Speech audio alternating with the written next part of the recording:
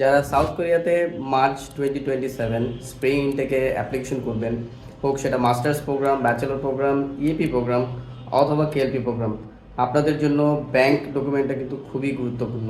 So যারা planning করতেছেন যে মার্চ 2027 ইনটেকে অ্যাপ্লিকেশন করবেন কিন্তু ব্যাংক এখনও ওপেন করেননি, কাইন্ডলি খুব দ্রুতই ব্যাংকের ব্যাপারটা আপনারা আপনাদের নিজ দায়িত্বে, কোনো এজেন্সি বা কোনো কিছুর উপরে ডিপেন্ডেন্ট না হয়ে নিজ দায়িত্বে ব্যাংকটা ওপেন করে ফেলুন আপনার স্পন্সরের নামে। যদি আপনি আপনার স্পন্সর আপনি নিজে হন, specially for the masters student, তাহলে আপনাদের ব্যাংক অ্যাকাউন্টটা আপনারা ওপেন করে ফেলুন, স্পেশালি সেভিংস অ্যাকাউন্ট।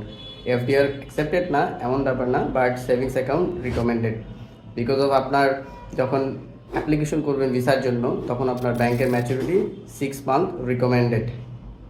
সো যারা যারা অ্যাপ্লিকেশন করবেন খুবই দ্রুত ব্যাংক অ্যাকাউন্টটা ওপেন করে ফেলেন। বিকজ অফ সামনের ইনটেক থেকে দেখা যাবে কি ব্যাংকের ডকুমেন্টসগুলো ফুললি ভেরিফাই করার অপশন চলে আসবে। আপনারা সবাই জানেন যে বাংলাদেশ ব্যাংক মে মাসের 12 তারিখে একটা নোটিশ দিয়েছে এবং সব ব্যাংকে বলে দিয়েছে যে 90 দিনের মধ্যে তারা যেন তাদের সিস্টেমে কিউআর কোড ইমপ্লিমেন্টেশন করে। সো খুব দ্রুত এটা কার্যকর হয়ে যাবে। অনেকগুলো ব্যাংক অলরেডি স্টার্ট করে দিয়েছে। সো ব্যাংকের ব্যাপারটা আপনারা খুবই সিরিয়াসলিভাবে নিয়ে দেন ব্যাংকটা আস্তে আস্তে রেডি করা স্টার্ট করেন।